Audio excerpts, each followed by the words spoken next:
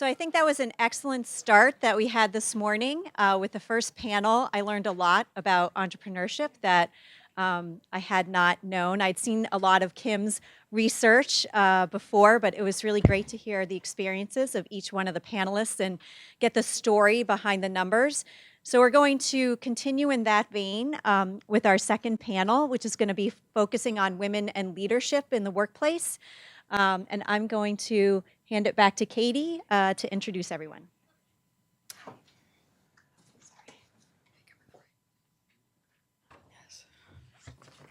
Okay, well, the only thing I have to say is I would like to introduce the first speaker, which is Ellen Kossek, who's a Purdue professor. So, Ellen, take it away. So thanks, Jamie, for having me here. And we had a conference at Purdue about a year ago. I was recruited there for an endowed chair and to be part of a women's leadership center founded by the first woman partner at Accenture named Susan Butler. And so I'm so happy here that we're bridging research and practice and policy. And think a lot of Jamie. You're lucky to have her, and Kim, too. So we were wondering about whether to say some of the stats. There's a lot of words here. But basically the data still shows that there's still tremendous gaps. And we thought, well, does everybody know this? And then I had to laugh because Purdue did a article on. I was quoted saying that the U.S. is lagging in the world on policy for gender, and at Purdue alum wrote to the news bureau and said, what are the facts on this? And so I was preparing this talk and I sent these facts back to him yesterday. So there are only 14.6% of CEOs that are women, and women are only 8.1% of top earners in the US and only 4.6% of Fortune CEOs. But if you look at this graphic that was on from Center for American Progress and also NBC News, women are getting about 60% of the college degrees or in the professional degrees, so there's something happening in terms of rising to the top. 16.9% of Fortune 500 board seats are women. In financial services, there are occupational differences that are wide gaps. So financial services, 4.2% of the labor force are women, but they're only 12.4% of the executives and only 18% of boards of directors. In every industry, this pattern is repeated. Physicians, women are most of the workforce, but they aren't similarly represented as med school deans or other, higher level positions. And so we're going to move on, but it's pretty, there's something's happening. We are not moving the needle. And I have to tell you, I was just in Korea and I got to meet with the Minister of Gender Equity, and we don't have like a Minister of Gender Equity or Equality even in the US. We need, I think, in some way to elevate these issues. So I have been working for a long time in gender issues and particularly work family as well. And one of the things I observed is that there are sort of lots of narratives about why women aren't getting ahead. And yet we're kind of siloed. And even I love the panel before, wonderful job. And some of the things that people are talking about were individual factors like self-confidence or having different values that women have. And then at the end, we were talking about organizational and societal issues related to socialization or discrimination. So with a couple of colleagues at Purdue, we just wrote a review that went through 3 narratives on why women aren't getting ahead. And the goal of this is really to say, I hope we can start integrating solutions, because if you focus just on one area, like let's help work family and have more policies, but then if women are the only ones using them to a greater extent, there's stigma and then women don't get ahead. So you have to look across perspectives. So the 3 perspectives are career preference, that maybe women have some differences in values or career preferences, gender bias perspective, and the work family perspective. I'm going to briefly go through all 3 of these. And one of the issues to think about is that when we look at these pushes and pulls and why women aren't getting ahead, it's really their interconnectedness, the lack of integration. What comes first, the discrimination or the socialization or the values? And this is all in a paper that's online in the Journal of Management. And at the end of the paper, we also talk about interventions or what to do for change. But I do think that the fact that our choices that we make as women are shaped by the social context in which we are embedded, is hard to unpack, and we have a lack of clarity, really, on what scholars should study, what practices organizations should implement, and what public policy should be done. And how do we avoid conflicts or unintended consequences of focusing on one area or another? So, like Gary and others have said, always have to have this caveat because we could promote stereotyping in even talking about these perspectives because not all women don't like to be called entrepreneurs, right? There were 10 women in the study that or the talk that Kim mentioned, right? And so we're saying that need to still look at people as individuals, and also the US in particular is a particular culture. There's variation across the world, and different workplaces vary. So we should just look at these trends, but also the goal is to not stereotype as we're looking at them. But the main argument is if we could integrate these perspectives, and I would encourage you in your organizations or just in your own thinking, if you could have someone thinking about, how can we tap into women's career preferences? How can we prevent discrimination? How can we support personal lives so people don't feel they have to trade off their careers at the price of personal well-being? It's hard to do, but those three things, I believe, we should not be siloing as much, but putting together. So the first perspective is the career preference perspective. And while I do think Sheryl Sandberg has done a great deal to advance women's issues, I was personally, in reading the book, there were some things that I didn't love about Lean In, and that I felt she talked a lot about individually that women don't lean in. I'm like, well, why aren't they leaning in? Maybe it's because the organization discriminates, or now that she's a single mother, maybe she's written about how has more concerns about work and family issues. So I once again think it's difficult to unpack. But the argument of the career preference perspective is that women are motivated to disproportionately self-select into or out of certain occupations, jobs, or organizations, which creates gendered career paths. And even on our last panel, I thought it was really cool, but also I heard a few people say, I like to work solo, or I don't want to get too big. And is that a choice, or is that a socialization on what people pick for what they want out of their careers? There's a theory called person environment fit theory, and that holds that people choose work environments and jobs that are congruent with their interests, values, and goals in order to achieve better life fit between what we individually want and what the work environment offers. And so individual factors will look at what's making people opt out of corporate life today because something's not fitting everyone's values as they go through the life course and begin to have a family or begin to want to have time for self or other values. Organization factors emphasize our male-oriented cultures and the fact that we don't have as many mentors, or people today are saying women don't need mentors, but they also really need sponsors at higher level that will promote women. And in addition, the lack of role models persists. So if you look at these together, we have to sort of do something to change the environment to make make it more attractive to women to want to work for major companies, which is where uh, you make more money and you advance more in your career, or the Silicon Valley, or some of the higher paying jobs where the US economy is now coming back.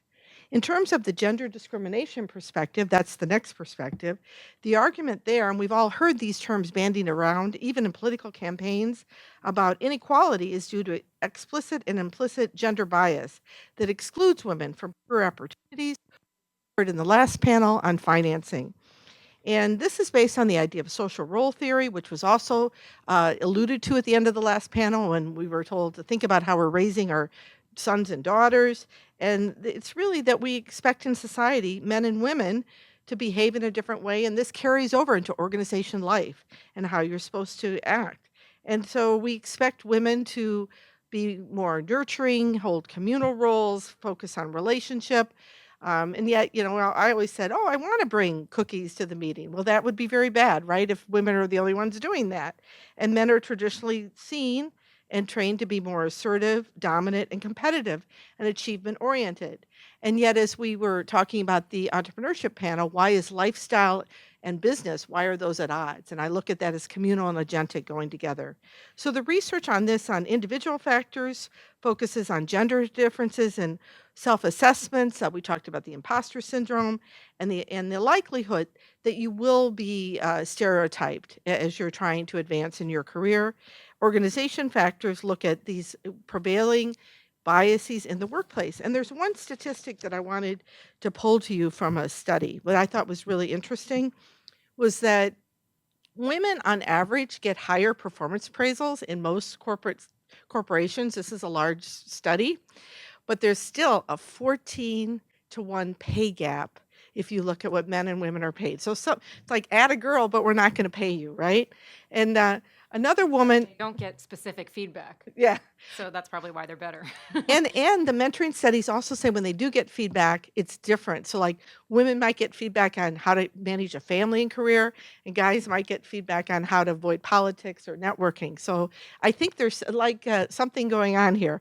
Also, one of my co-authors was from China, and she talked about this study that where they follow Chinese high potential students from throughout their careers from college and onward. And there was this one study of these individuals where they took like our version of the SATs, and the Chinese women, they did much better on the pre-test than the real test, and they're all equal, like high potential. These are elite of China, and I thought that was really interesting. Why would women perform better on the pre-test than the actual test?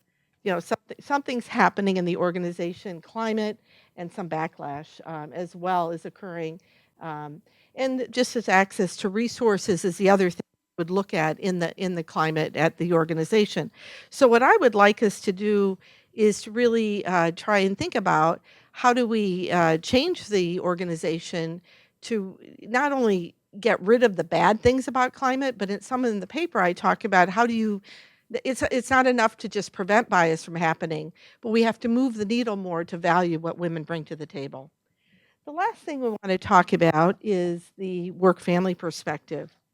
And individual factors there would focus on the fact that men and women's experiences are qualitatively different and how they experience organization life and work.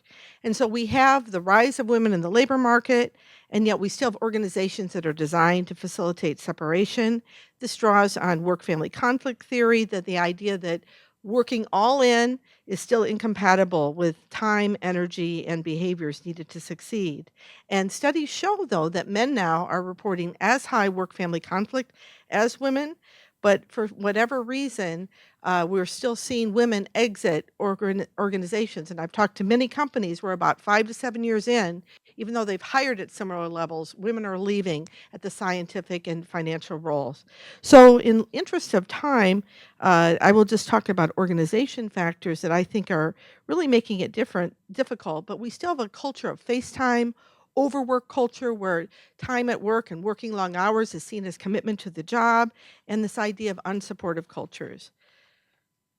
So before turning it over to Jamie, if we are going to move the needle on women's career equality, and if you are in a position of power at your firms or think about why you left companies where you worked, I would like us to have metrics that would focus on indicators of career quality and changes that would efforts that would integrate individual and organizational factors. So let's look at how much do women have not only equal access to career opportunities as men, but let's also measure participation and longevity. And then some of the things about the objective versus subjective success. Let's have reports of equal well-being from work and non-work outcomes and the likelihood of getting married, starting a family, and that pay and promotion. And without further ado, Jamie's going to talk a lot about the motherhood and fatherhood issues related to this. Because it's hard to follow Ellen because she's literally my academic hero. So following on the last perspective around work family, a lot of my research focuses on kind of the micro level individual factors. How does the individual feel? What are some factors that we go through as women, especially women as we enter leadership roles? Oftentimes we're already in the process of starting a family, so we have to blend that work and family and think about how it's going to impact our progression in an organization. So I look at how do I feel about this? What is it about how I feel that might be impacting or impeding my own ability to progress in an organization. And so I'm doing some new research that I thought I'd talk about a little bit. And actually, your question earlier is going to speak to the idea of this I call perceptual dichotomy, that we have this feeling that we have to be ideal workers, but that doesn't really go with being an ideal parent. And so we're constantly actually getting a lot of mixed messages from societal expectations. We need to be we need to be good mothers, but we also need to be good workers now too. And being a good worker means 100% commitment to an organization. And if you're 100% committed to an organization, then you probably can't be committed to anything else. So we have these sort of thoughts in our head of, yes, I want to be career oriented. I want to move up, move up the ladder, but how am I going to be perceived in that respect? And what about my other role? Because I want to be an ideal parent too. So it's becoming increasingly difficult. And the last panel talked about gender and stereotypes and things like that. So being a mother is a very sticky identity. It's something that's hard to let go. And when you're a working mother, the mother piece is hard to separate out of that. And so we have these perceptions of women. And so some of the research that I'm doing is looking at there's a way that I see myself, right? Who am I? That's my identity. But how much of who I am is a reflection of how I think others see me? And is this a dual relationship where they influence each other? So the idea that does identity start with our identity as a working mother, and we call this work family image, very much is shaped by our organizations and societal expectations, and not so much from who we are. So what ends up happening is our views and our images of ourselves and our identity become shaped by these expectations that others impose upon us. And I saw some research, and they use this term cognitive acrobats, and I thought that was a really good way to think about how working mothers think about themselves. You have to kind of be all things to all people, depending on the audience you're talking to. In this audience, well, I don't know who I should be in this audience because, you're all career women, and maybe I can be both. But I might go home or go pick up my kids later on today, and I have to take off my work clothes and sort of give this perception that I'm a serious mother. But then I got to go to my office and show that I'm a serious professor and about my career. So it's this dichotomy that we experience. And so here's The Bad Mothers, one of my favorite movies. Thank God for that movie. But it really reflects the stigma that we face as working mothers. And this was alluded to in the earlier panel, but it's sort of this damned if you do, damned if you don't. And there's stigma if you focus on work, right? So there's all this research that talks about working mothers are seen as not warm, but they're competent. And if you focus on family, so for example, if you engage in if you take on a flexible work arrangement or a reduced workload, you're going to get stigmatized for not being serious. You're too focused on family and not serious about work. And Kim and I are actually working on a new study where we're talking about, well, what's the impact at work if women don't feel good about the fact that they can't focus on family, which is kind of different because oftentimes if we're looking at factors that influence the workplace, we're looking at workplace, right? Well, how about looking at the fact that I feel like a shitty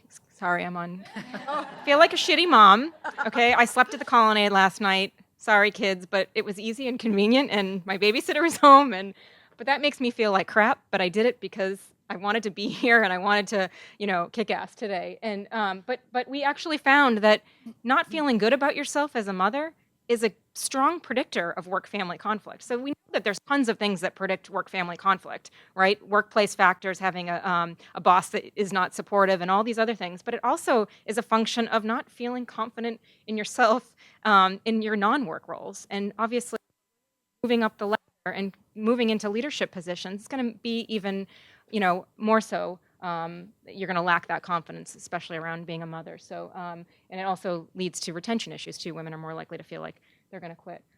So I'll just quickly talk about this, and then we can open it up to the panel.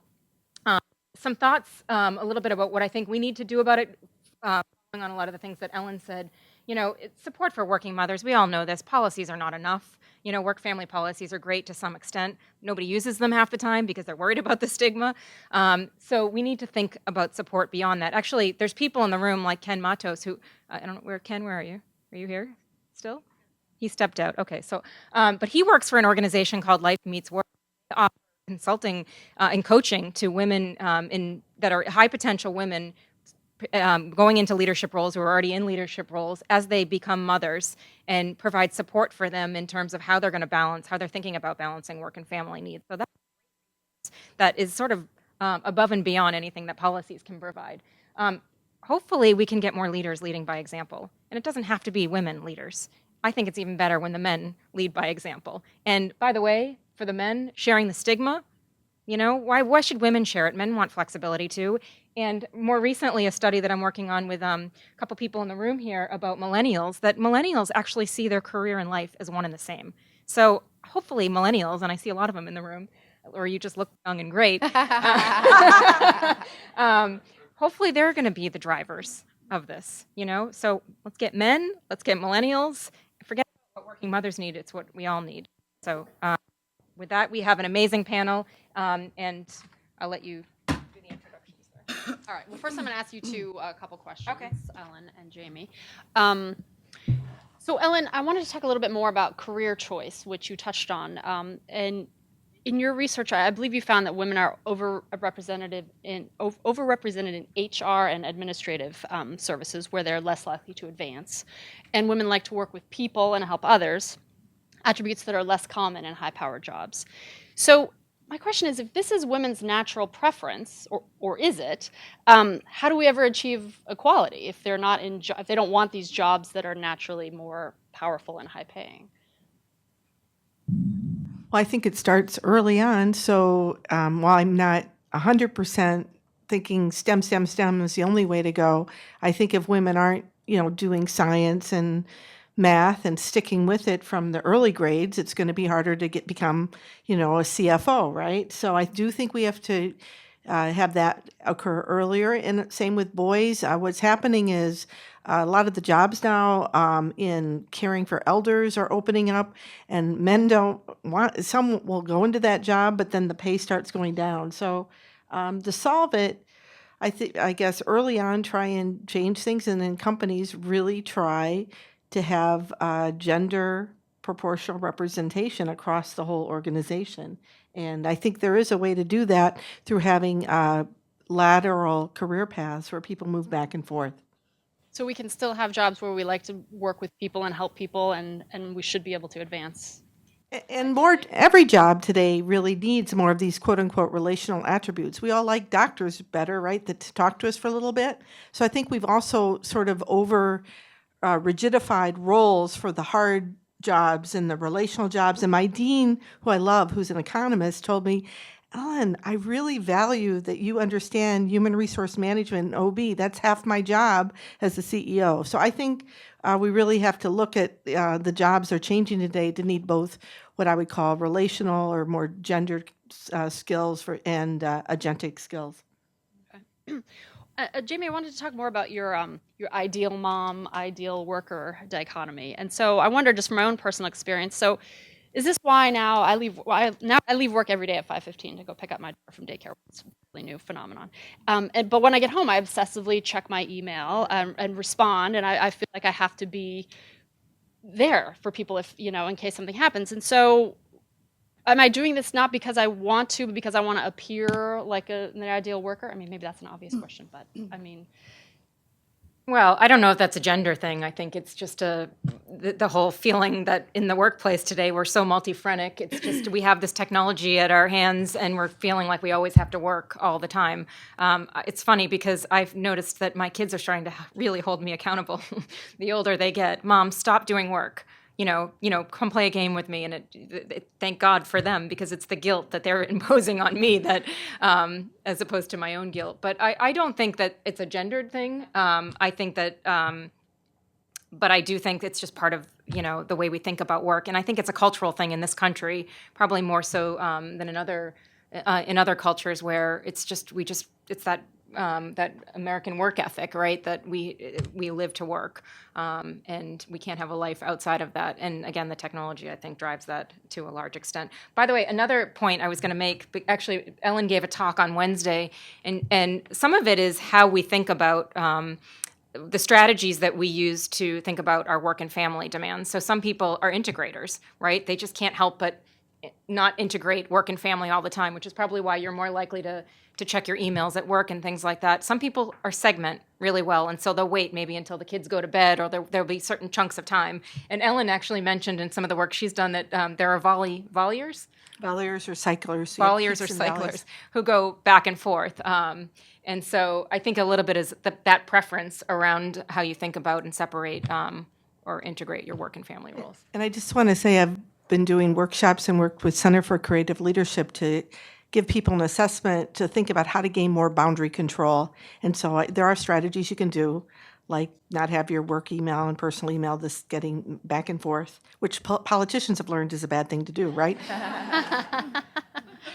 So, Jamie, one more thing about the bad mother syndrome. You said that people less bound to their jobs and if they feel like a bad mom, they're maybe more likely to quit their job. So companies who want to retain female workers would do well to try and help mothers feel better about being a mom.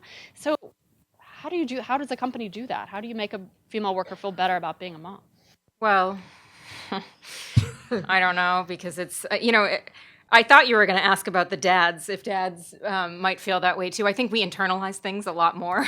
So I don't think any organization can help us let go of that internalization of always feeling like we're never getting it all done and that we're, that we're better, and the whole imposter syndrome and things like that. But I do think these programs that companies are starting to offer, again, that go beyond policies, that really help women to coach and think about, what these experiences look like. It certainly helps to have good role models too in the organization, and see people that maybe learn from other mothers that know how to shut things off a little bit better, or are able to balance things. Although oftentimes the role models are not good role models, so that's that can often be a challenge. But I still think, and again, this whole idea of sharing in the stigma, if we get more people engaging in flex time, that not just the mothers, more millennials, more men, more people at the top, then we share that. Well, everybody shares the same problem, and maybe it becomes less of a problem. It becomes more of a norm than it does the exception. Great. Okay. Well, so now let's move on to the rest of our panel.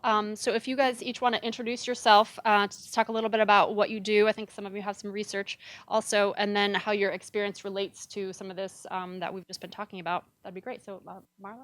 Okay. Do you want us to do all of that at the same time, or do you want us to just introduce ourselves? Introduce yourself and then kind of respond to the discussion here of the research. Hi, I'm Marla Capozzi. I'm a consultant at McKinsey and Company. I'm actually coming up on 17 years as a consultant, believe it or not. And I did not enter out of middle school either. So there were other experiences along the way. So I do most of my work in innovation, growth and innovation, with our clients in particular. I'm also a mother of a 12-year-old daughter. And I am a vice chair at the board at Babson College with my lovely friend Jane over there, who I just saw in the audience. And I do some adjunct teaching. And McKinsey has put out some interesting research. It's available online about the Women in the Workplace 2016. And I think a lot of those elements are certainly true. I guess I would probably maybe respond in a couple ways. It was interesting. I was teaching in a 3-day McKinsey program, and there were several women, obviously the minority in the group, and we had an interesting lean-in conversation about what the impact of the lean-in book has had. And while it certainly increased the volume of conversations about the topic, it also really did put the onus on women. As you have to lean in, and you need to lean in more, and you need to do all of those things, coming from a woman who had her infrastructure in place and her support network in place from the very beginning, and also came from a prestigious university. And that isn't the case for everybody. And so we had a huge discussion about what are the implications of some of that here. And I think the reality is we also place, I think there's social stigma, of course, as you guys certainly mentioned, but I think we also maybe tend to be our own worst enemies, because we hear these rules: women can't do this, women should be doing this, women should be doing that. And instead of pushing back on them, we tend to internalize them and make ourselves feel guilty about them. And especially on the performance front, we recently did a survey with our clients, and we asked our clients to rate our consultants, and we asked our consultants to rate ourselves. And not surprisingly, clients rated women higher than women rated themselves, and clients rated men lower than men rated themselves. Not surprisingly at all. and from that standpoint, especially when you get into client service type jobs where the connectivity, the relationships, I mean, that's, my job. I help people. If I don't enjoy helping other people be successful, I need to find another career, because consulting is not the path for you if that's not something that you enjoy, and you do it without being in the limelight. So you have to be able to do it, let that person be successful, and step back and say, I contributed to that, but I'm not getting any credit for it. And so for me, a lot of it too is about choice in terms of being accepting of each other's choices. There are going to be women that end up in HR and admin, and it's by choice. And many of them are very happy in those roles, and we shouldn't pass judgment on it. The people that we need to help are the ones that aren't happy or aren't getting the opportunities that they want to be successful or want to be in senior positions and don't get that opportunity. And I guess maybe the last thing I'll say, we can open it up and continue along, is there are so many unconscious biases. And there's been a lot of research published on this. And it's just amazing because it exists within us. And that's the fascinating research. We've been doing it internally at McKinsey on ourselves. And we find that women have unconscious biases about women because of society. Maybe I grew up in, an Italian, second generation Italian family. So the things that I have done have been like chaos as far as my family is concerned because of those rules that are put on us. And so we find that it's not just men, that women have it about women. And some of these unconscious biases, when you bring those to the surface, you think to yourself, well, why am I doing that? Maybe I don't need to be actually doing, those types of things. So I often describe, I have like multiple jobs, and they ebb and flow. And I think of my life like as a heat map, because I am, I also hate the term working mother, because I'm a mother who works.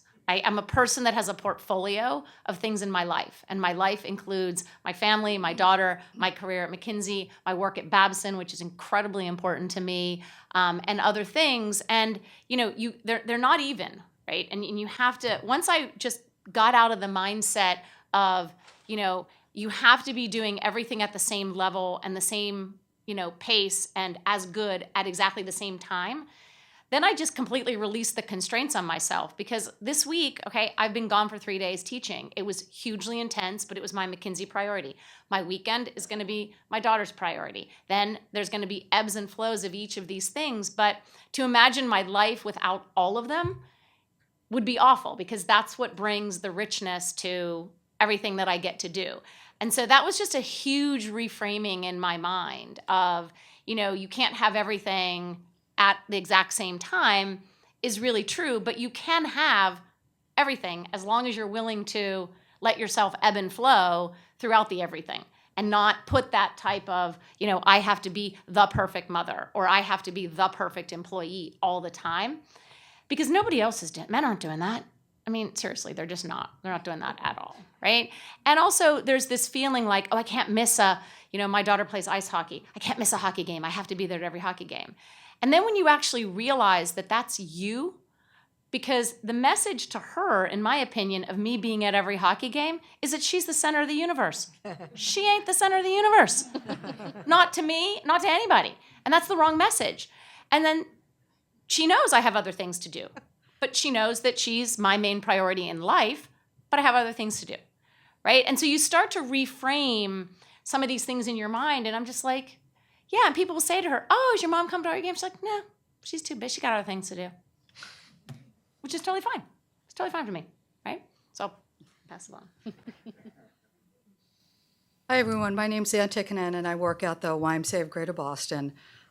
Brief introduction about the organization. We operate out of 85 community centers and branches in and around the Greater Boston area and Boston. I hope a number of you are members.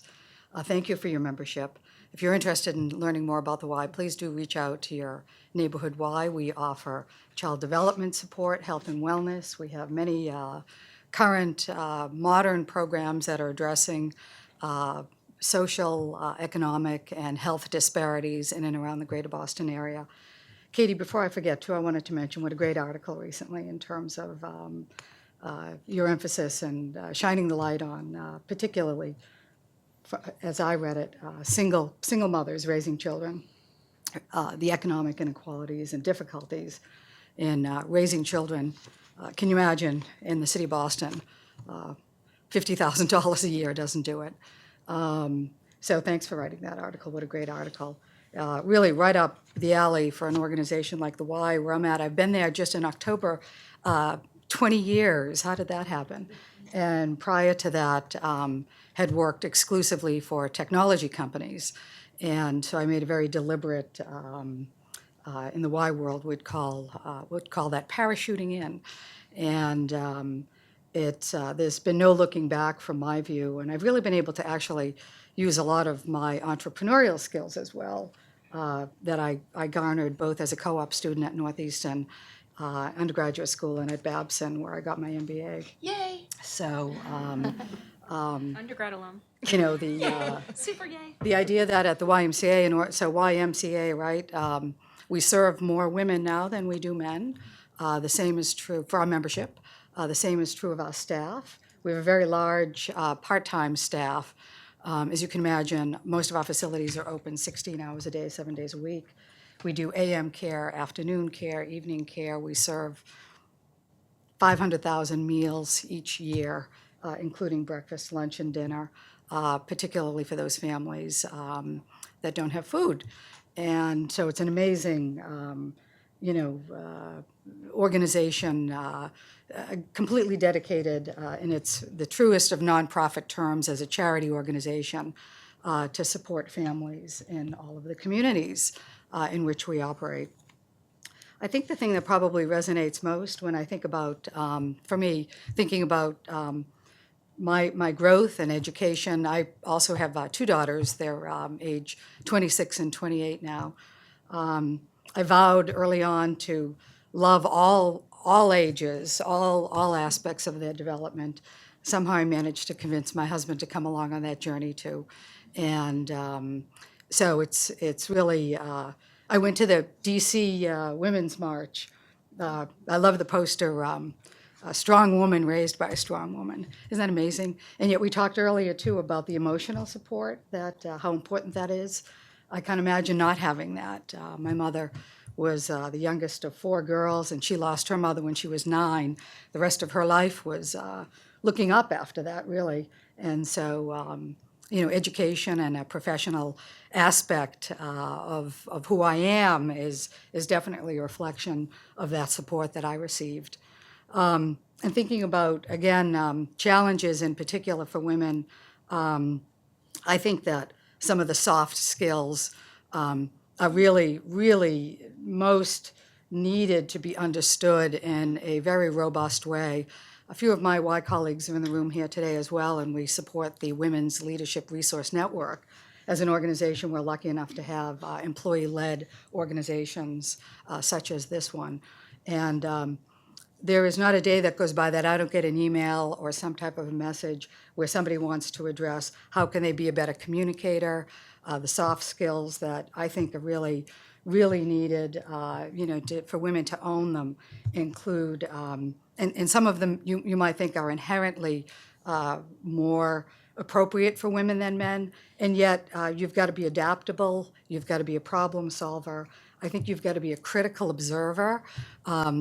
I've been frequently told, as you can imagine, as a CFO, and my portfolio does include HR. I oversee also a workforce development group that we operate called Training Inc., which is helping the underemployed and unemployed, particularly women, particularly single mothers with children.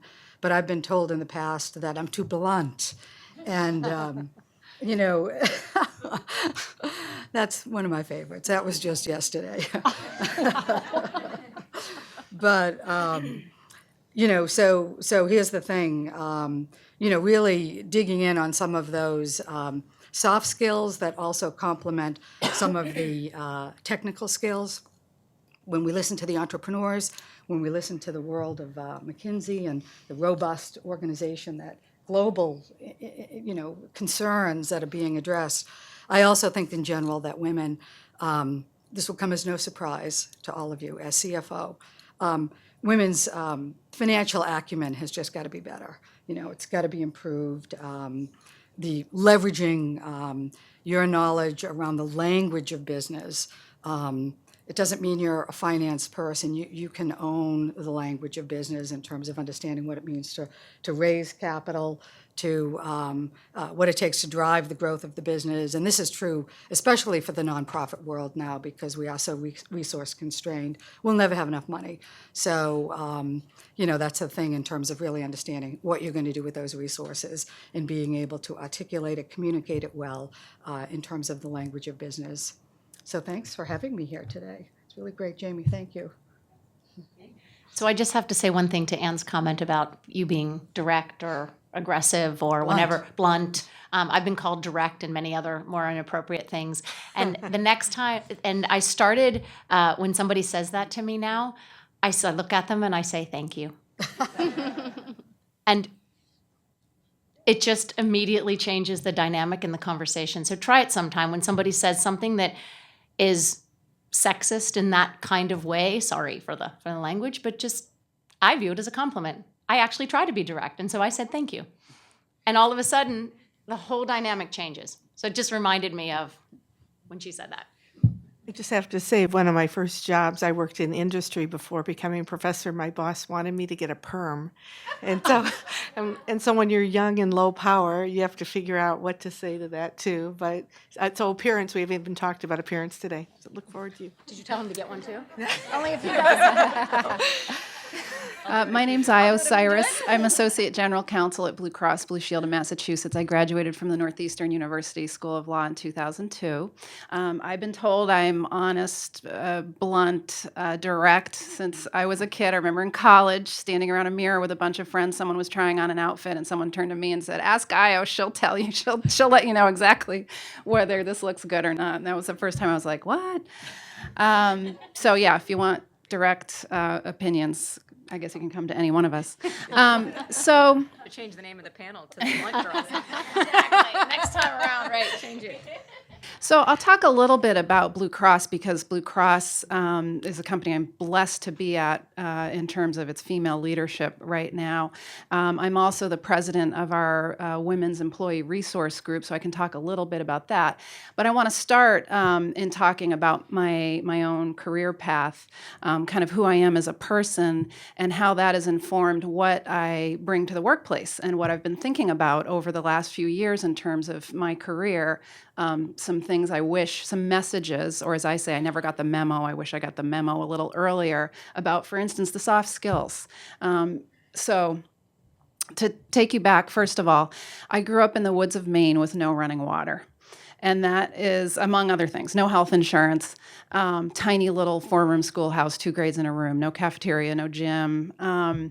That's something I never, ever talk about. And there are other aspects of my family and my upbringing that I just don't talk about. I also happen to be gay, and that's something that I didn't talk about in the workplace for a long time. I just got the message somewhere along the way, especially when I started working at a big firm. And this is not a direct message that anyone gave me, but I brought it, that I was supposed to bring this professional, competent, serious persona as a young woman in corporate America, and that to succeed, I just really had to project that image. And part of it is my personality. I just kind of people have told me maybe not easy to access.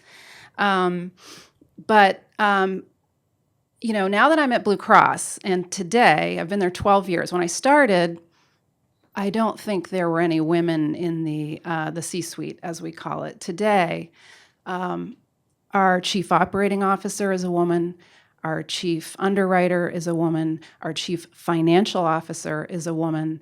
Our chief HR person is a woman. Our head of IT is a woman.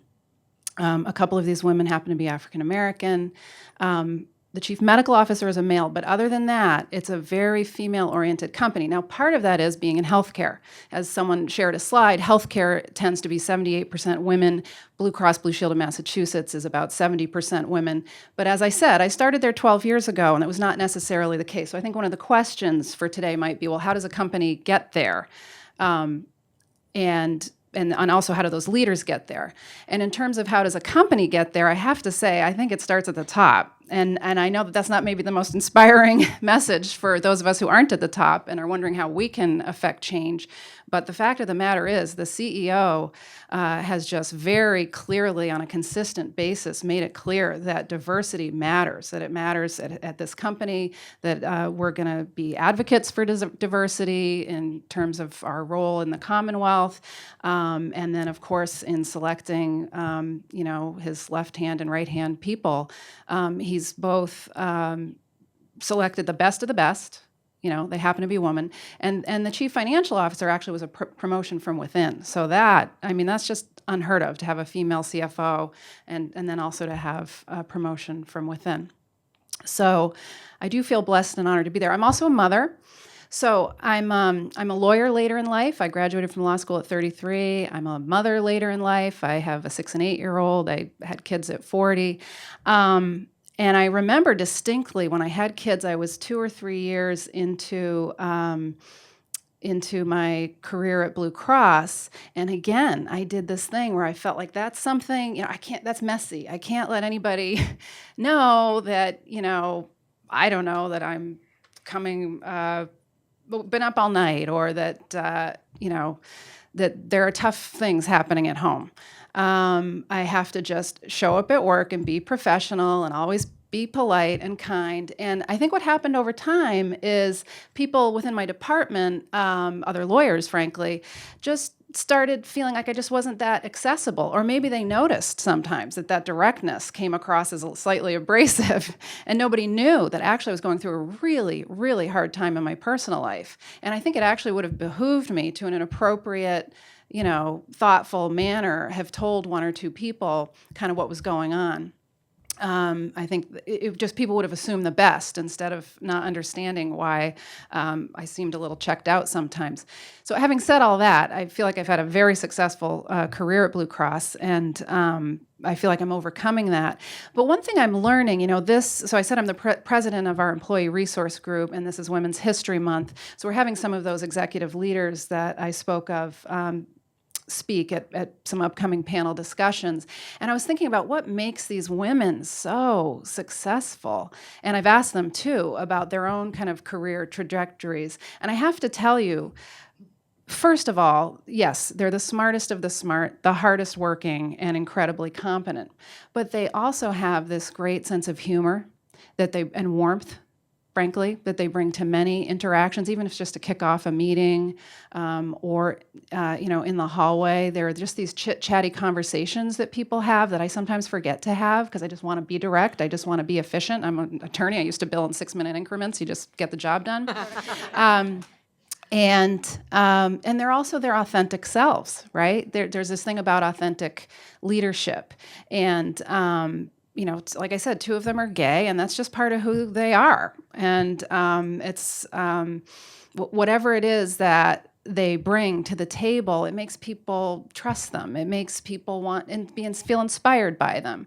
And so I don't know if other people feel the way that I used to about having to kind of compartmentalize my life, but I think it's okay, obviously, in a professional way, to be really, truly be yourself. And sometimes women are a little hesitant to, I don't want to reinforce stereotypes as we were saying, but a little hesitant to speak up in meetings. I know I was when I first started at Blue Cross. It's like this whole other language that they have with all these acronyms and whatnot. But it's okay to just speak up and then help each other, right? So if someone speaks up and then someone else says the same thing and everyone turns to Joe and says, oh, what a great idea, remember to help your sister and maybe recognize or say what a great idea and watch each other's back. Someone said to me the other day when I said, how do you think women succeed at Blue Cross? And she said, it's not the men that I feel ever at Blue Cross or in general in my career have stood in my way. I feel sometimes like it's other women. And again, I don't want to make that a stereotype, but that is what someone said, and I've experienced that myself. I feel like I got thrown under the bus by a peer in my department. I'm like, why didn't she come to me with that issue? Why did she go to my boss? And it's just, let's think a little differently about how to help one another. And I feel like I wanted to say some other things, but I think I'll just leave it there. All right. Well, I know we're running a little short of time, but I wanted to just throw out one question before we open it up to the audience, because you guys talked a lot about soft skills, and you talked about warmth and authenticity. And I've been reading a lot about empathy being seen as a quality for leaders that maybe hasn't been recognized as much before, but it is being more valued now. And I think that's a quality, maybe I'm stereotyping, but I think women are known for being empathetic, maybe more than men. So I'm just wondering what you guys think about that. Is that something that will help women, this renewed focus on empathy? I'm just curious what your thoughts are. I do, and it's actually kind of ties into this other piece I was going to say. Is like, how do you make a workforce, a workplace more conducive to women and women's advancement? And so the first 6 or so years in my department, the leader of the department was a woman, but there would be no flex time. And we were mostly women in the department, mostly women lawyers, mostly having kids, no flex time, no part-time. And I think from what I understand, her perspective was, I don't want people to think the law department has these special loosey-goosey rules. And sure enough, the whole company has moved more towards e-working. But now everyone in the department can work from home 1 day a week. Some people in a certain area, I guess, can work from home 2 days a week. And you're right, that empathy piece, it's just, first of all, it's not questioned, but second of all, even my boss, the snow days, my boss was like, oh yeah, don't worry about it. Everybody had to work from home that day. Or I'll say, oh, my son was sick yesterday. Oh, I know, Jennifer's daughter's been sick for 2 days. It's awful. How is everybody? I think that's huge. And I know that's not tying into the kind of the larger issue you were talking about, but I really think even just those little policy changes, make me want to work harder. And like you said, if I'm working from home on a Tuesday, you can bet I am so responsive, so on top of it, right? Because on the one hand, I don't want everyone to think I'm taking a nap or taking my kids out to lunch or something. But on the other hand, I really appreciate it and I want to keep it, and I'm more productive. I don't have to get dressed up in the morning. I can just, roll with it. I actually think, all great leaders have some degree of empathy. It might come more natural to some women, and to be honest, it might come less natural to some women as well, depending on this level of authenticity, which I think is really important. Peter Grauer, who's the chairman of Bloomberg, who's been chairman of Bloomberg and also an amazing leader in general, spoke this week, and he talked about the characteristics of humility, in terms of empathy, humility, and also this idea of having a statement for yourself on what inspirational leadership means to you, both in terms of how you want to be a leader. And that doesn't matter if you're junior, if you're in school running a team, if you're leading a law department, if you're whatever. There's leadership everywhere you go. And I just thought it was an amazing look and how much of a focus everything he does is on people. And this is coming from a man. And I took away from that role model so many things for myself that I could improve on, but also not copy. So I just think there's something really in what Io's saying around this authenticity. I tried for a while at McKinsey to be like everybody else. I was never more miserable in my life until I woke up one day and I said, I can't live like this. I can't try to be like these other people. I need to be myself. And if that means they ask me to leave, then they ask me to leave. But I can't do it anymore. It was so exhausting. As you can probably remember in the early parts, it's exhausting to hide things and do this and do that.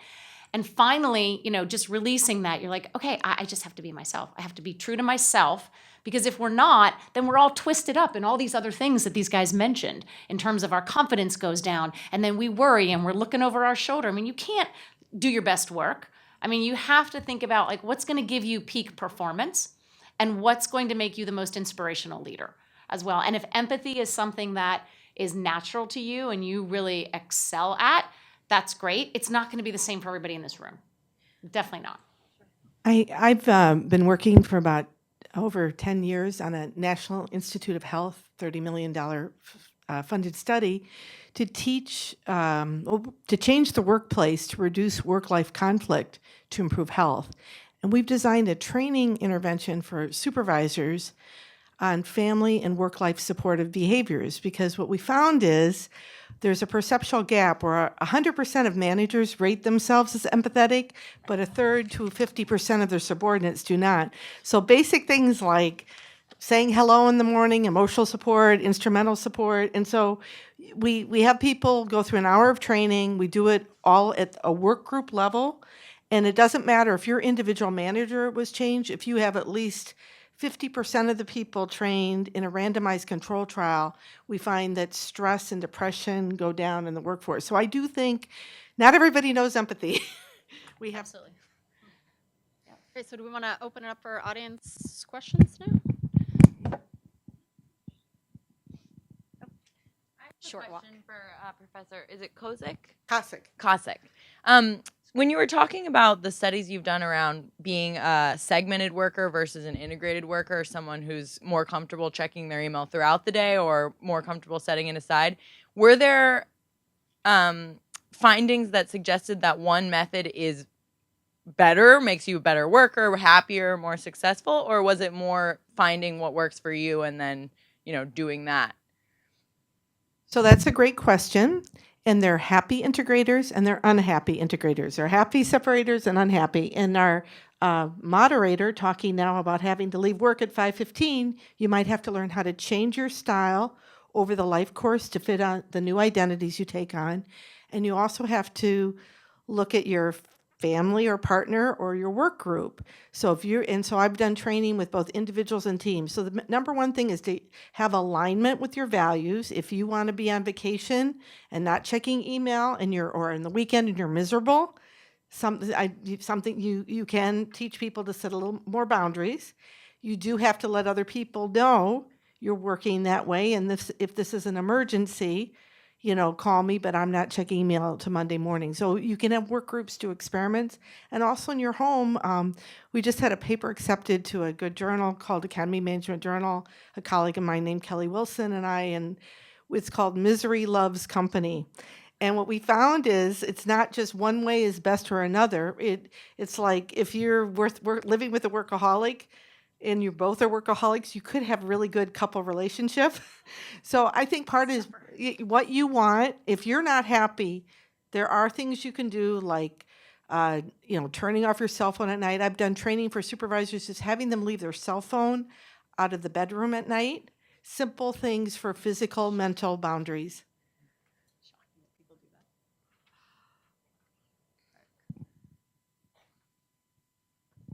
So I'm a survivor. I am a working mom. I've been a working mom for over 20 years. So each of my kids, I was home for 3 months and I was very happy to go back to work. So I'm probably a bad mom, but I told them not living with me was going to end up in therapy. They might as well get their money's worth. So let's have fun while we do it. My question though is, as my kids grew up and are now nearly fully formed adults, and I think about support for working mothers, I would prefer we talk about support for working women, as I have aging parents and I have kids who are in life stages that require time and attention that a daycare provider and a summer camp can't fix. Absolutely. And I think those issues are only going to get more and more of our attention as we baby boomers, tail end, thank you, are getting tired of getting up and going to work every day. So what is your research telling us about what's coming? And please don't scare me, Jamie. I probably shouldn't say this because it's on video, but I remember when I first came here, they didn't want junior faculty to do service, but they asked me to be on an ad hoc committee to improve work-life balance for faculty. So how could I not do that? I mean, come on. I wanted to create an environment for myself that I was selfish. And I wanted to obviously share that with everybody else. And it was interesting because we worked really hard to create this universal policy for everybody. And I already had my kids, so I knew that there were things on the horizon, but I was thinking about people at different life stages. I was thinking about men. I was thinking about people who have, some of my colleagues who have aging, not just aging parents, but they're aging, and they have spouses who had health issues. And so we really worked hard to create this universal policy. And then, it was overwhelmingly accepted. We created a modified duties so that for faculty you could, and then when it got implemented, the announcement went out and it said, here's a policy for new moms. And I'm like, what is going on? Oh. And it's so hard. I think it just speaks to it's so hard to let go of the, and I think Nadia, are you still here? Yeah, you mentioned this in an email. It's just not a mom's issue, but yet we can't. That's why I said it's a Can't let it sticky go. identity. It can't let it doesn't. go. It's just. So we have to. That's why I mean, the more men, the more I know. There's only 3 in the room, but thank God there's at least 3. But we all know men, and we work for men. The more that millennials push the envelope on some of these things, or in the baby boomers say, "Hey, I need support too," or else it's just never going to happen because that stickiness just doesn't go away unless we force it to. So it's like changing the norm, or making it a norm, or not. Yeah. Yeah, or not. All right, so we probably have time for just 1 or 2 questions. I saw a hand back here. And then after this, we'll take a little bit of a shorter break, so we'll stay on track. Hi. My question to the panelists is, so you talked about soft skills and separators and integrators. What are your thoughts on communicator identity for men versus women? I'll give you a small example. Back in my work, when I was working, I think there was a term used, a corporate dropout, in the process of starting my own business. I noticed that women were over communicating and they were taken or labeled as seeking permission, and men would just go off and do their own things and considered as taking initiative. So what are your thoughts on that? Well, just if you're interested, I have an article that's open source online called Work-Life Boundaries in the Digital Age, Organizational Dynamics, and it has an assessment so you can see what you are. I think part of this is moving to results-oriented work, and I hate, there were consultants that made that phrase hot, but I do think I think people should move toward a culture where you share what you're comfortable with and just be aware that if you're the only sharer, there is going to be stigma. So what I like to see is groups talk about their preferred styles for availability, and more people are managing their own time, self-regulating when you want to meet, and emails go back and forth. And so I think it's almost a good way for teams as you start a project to talk about how we're going to work together and availability. And then you don't get into it's my daughter, my elder care, or I really need to run from 5 to 6 every day, and just move beyond it so it's not an issue. And everybody has something. One of my clients who's a CEO in Dubai, believe it or not, of a family-owned enterprises, he got rid of all job descriptions in the organization, all of them, deleted them from the human resource database and said he doesn't want to see another one again. Mainly because he wanted to say, what is the role that you're doing? What is the outcome that you're doing? And the whole idea of that's not my job, that's so-and-so's job. No, it isn't. We're all here pulling the same weight, and you have a set of outcomes that you're delivering against. And to hear something like that from a CEO in the Middle East was outrageous, right? But I mean, those are the types of things that we don't challenge. And I even thought to myself, God, that never even occurred to me. Get rid of the job descriptions. And he said the cultural impact of it was like a tsunami. It was unbelievable. Like immediately people were freed from things. And so I just say it as a way to think about some of the orthodoxies and rules that we think you have to have this, you have to have a job description, whatever. I mean, what happens if they go away? I mean, I was completely surprised. Isn't it shocking, right? Probably have time for one more question. Is there anyone? All right, great. So we're going to take a 10-minute break and we'll reconvene right at 11:30. Thank you.